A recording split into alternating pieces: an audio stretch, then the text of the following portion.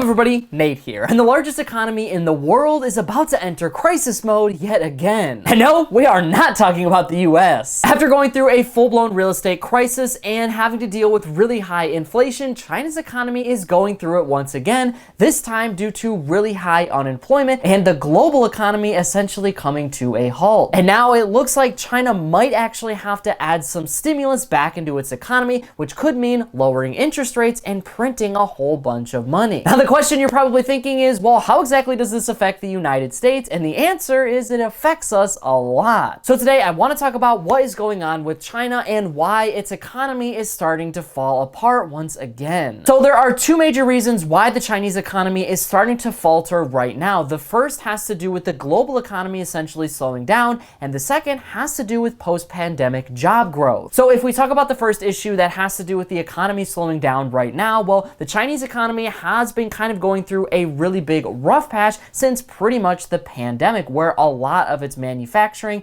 and factories pretty much had to shut down, and now we're starting to see a lot of those issues come back. Initially, the pandemic meant economic lockdowns because the Chinese government wanted to stop the spread of the virus, and that meant that a lot of these factories couldn't operate in general. But now what we're facing in 2023 is a similar but very different issue, and it has to do with the rest of the world essentially closing down. China's economy is very interesting in the fact that it is a massive exporting economy. So if other countries want to continue to import a lot of its goods, that means China's economy is doing very well. And China's economy has grown exponentially with the infusion of US dollars and US businesses and US business over the last 20, 30, and 40 years. All of these massive tech companies and all of these manufacturing companies, along with the auto companies here in the United States, well, they do a lot of business in China, and that means a lot of US dollars and a lot of US business going over to China. Now, this was a deal that worked out for China for a very long time because as they were a growing economy and they were a much smaller economy, well, they needed US dollars and they needed a lot of business in order to expand their economy. And over time, that has meant that Chinese citizens have been able to afford a lot of the modern luxuries that a lot of other developed nations have had for years. But now this whole ideology is starting to fall apart for China because, as you've probably seen over the past couple of months or so, the United States and Canada and Germany and the United Kingdom have had a bit of an issue with their own economies. Namely, rising interest rates have led to slowing economies for pretty much the entire rest of the world. And because China relies on the rest of the world for a lot of their development and a lot of their business, well, a lot of our businesses here in the United States and across the planet are no longer using China for a lot of their business needs. So they are massively cutting back on production, on manufacturing, you name it. All of that is pretty much getting cut back, and that means that Chinese employees are also starting to lose job opportunities. Not to mention you have a lot of other political issues and a lot of other tensions in China right now kind of reaching their boiling point. As inflation has pretty much gone up for every single country and every single currency across the world and debt has started to rise, well, this has meant that even doing business in China and doing business in China in general has gotten pretty costly for a lot of American businesses and a lot of other businesses around the world. So what we have started to see is a lot of these businesses who have traditionally done their manufacturing in China or their production in China, well, they are starting to pull back because it's really difficult to get business done in China right now. Directly after the pandemic and even today, China had its zero virus policy, which basically meant that if one single case of the pandemic virus was found in its country, well, they would essentially lock down an entire portion of their economy until they could contain the virus. And what that has meant is workers have had to kind of tiptoe around the Chinese government, but it's also meant that businesses here at home have faltered because of those lockdowns, and they have not been able to get the production that they need to facilitate the demand here at home. So that is one general cost. And like I said before, when you have rising interest rates from the Federal Reserve here in the United States, and you also have rising interest rates like in China and the UK and Germany and all of these other major nations, well, that means it's really, really hard to come by debt. So now American businesses just do not have the same amount of money that they had just a few years prior because they can't really borrow money, and consumers really aren't spending as much money either. So they're not spending as much money here at home, which means these businesses are no longer spending as much money in places like China. And like I said before, when you have an entire economy that is basically typically centered around exports, well, that means now you have tens of thousands, if not hundreds of thousands of goods sitting on the sidelines in China. So now you have all of these factories and all of this pent-up demand that really isn't getting spent anywhere. So even if we started to see an economic rise here in the United States or across the world, well, China has an overproduction of goods right now. A lot of these factories produced a lot more because they thought demand was going to be a lot higher post-pandemic. But as soon as we pretty much got out of the pandemic, we started to run into big inflation problems because of all of the money printing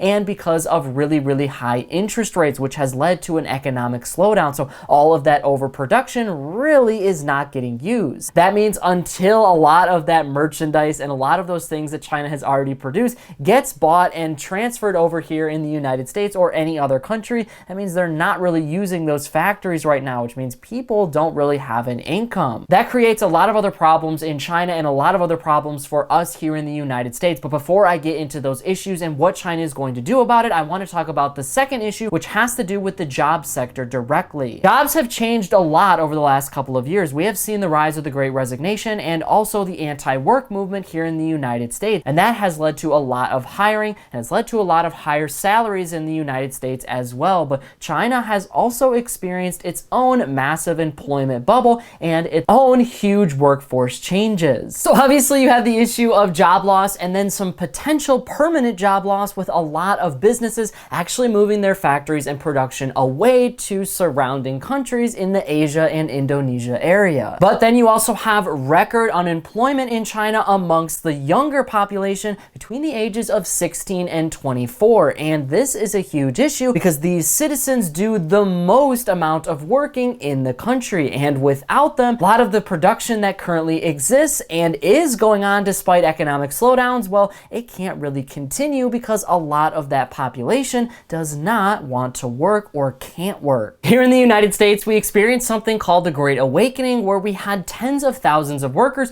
who no longer wanted to work their traditional jobs anymore. And there are two major reasons why. For one, the cost of them working those jobs just didn't line up with what the cost of living currently is in the United States. So a lot of those jobs, like in the fast food industry or the retail industry, well, these jobs are typically done by the younger generation, not necessarily across the board, but typically a lot of the people in those roles are younger. However, the wages and the salaries in those positions have not really kept up with inflation over the past few years. So that means that these people are now working these jobs and they're not really able to move up in the company to get more money, and the company really isn't paying them anymore because the company is also facing really harsh economic slowdowns, which means they don't want to pay their employees more because that would put the business at risk. So a lot of the younger generation in the United States has decided that they are not working those jobs anymore, and it's hard for these companies to fill those positions, and they have a big turnover rate. Well, the exact same thing is happening in China. A lot of Chinese companies and a lot of businesses that have workers in China, well, they can't really fill their positions anymore because the wages haven't really increased. Meanwhile, a lot of other additional costs in China have gone way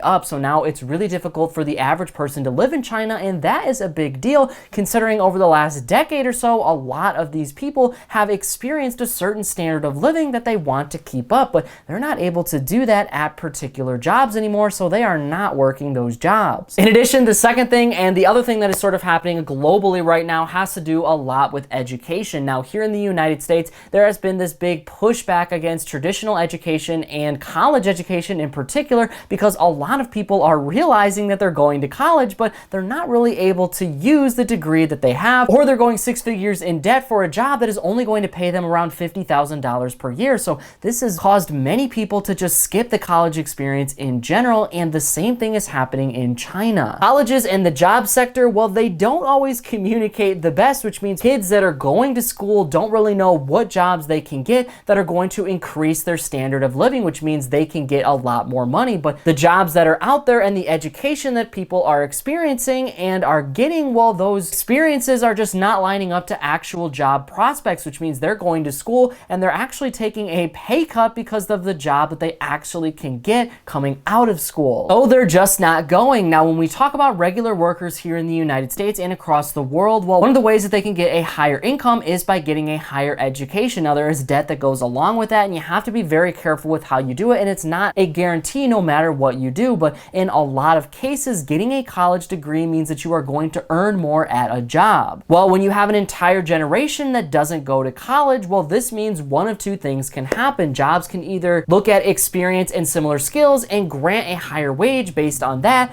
or people cannot go to college anymore. And that means that they're going to get a lower wage pretty much throughout their entire life. And this is a problem when you're the ages of 16 to 24 and into your mid-30s, because these are your peak working years. Well, if you have an entire generation of people that is not contributing enough to taxes, that isn't contributing enough to your economy in general because they don't make as much as previous generations, well, that means that the entire economy is going to start shrinking. And everybody that has retired and all of your markets that count on a lot of this economic expansion to grow over time, well, they are no longer going to be getting that expansion either, which means everything starts to shrink pretty much systematically overnight. Now, with that being said, how exactly is China tackling all of this? Well, China is kind of in a really difficult position here because they have the effects of the pandemic and they also have the effects of a real estate crisis that they just went through a few months ago. I sort of explained the whole real estate crisis in another video on this channel, and if you want to watch it in its entirety, I'll leave a link for you in the description below. But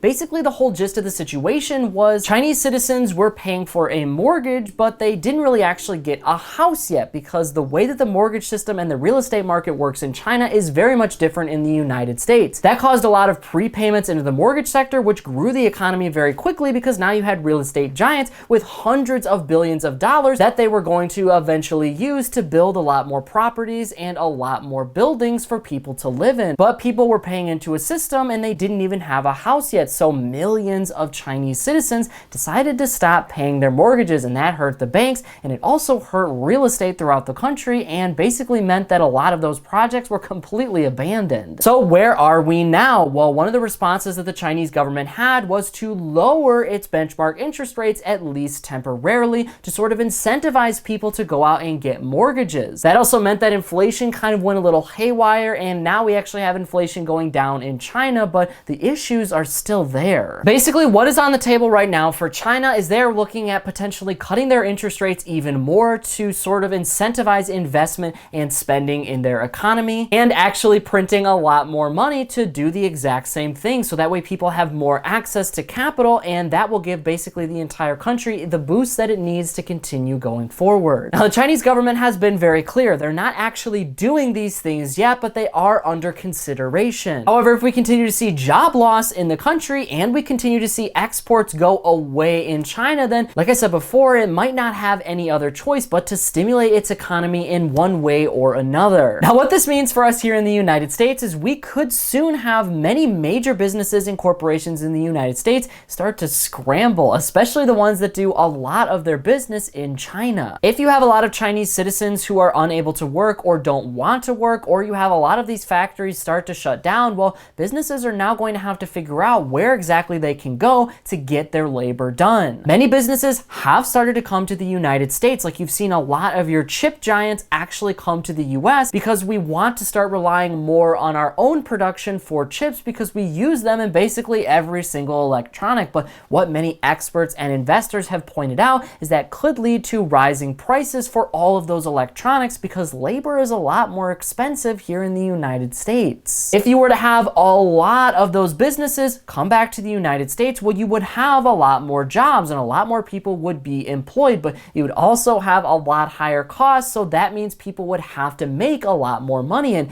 when you have a lot more money pumped into your system all at once, well, that means inflation could eventually start to rise in the US because a lot more people are employed and a lot more people have way more money than they used to. What that could prompt is the Federal Reserve to keep interest rates a whole lot higher for a whole lot longer, and that means it's going to be very difficult for people to come across money and to use US dollars, and that means that countries like China and Japan and Sri Lanka and Germany and the UK and anybody else that uses the United States dollar as the reserve currency, well, they are going to have a very hard time holding on to those dollars because it's expensive to do so. Not to mention any businesses and corporations here in the United States and across the world that transact in US dollars, well, all of that debt is going to get more expensive because interest rates are a lot higher, and it's going to be a lot harder for businesses to pay off that debt, not to mention borrow any new debt. Like I said here, the overall theme is that China does a lot of investment and China China actually has its hands in global debt throughout the entire world, and China's currency is also very valuable on the global stage too. But if it continues to print a lot of money and lower its interest rates, well, that could mean really big economic expansion for China, because a lot of investors want to pump money into that country, but nothing can go up forever. And eventually you're going to have all of this investment tied to China, and eventually the country is going to have to raise its interest rates once again and stop printing so much money, and all of that investment is going to dry up.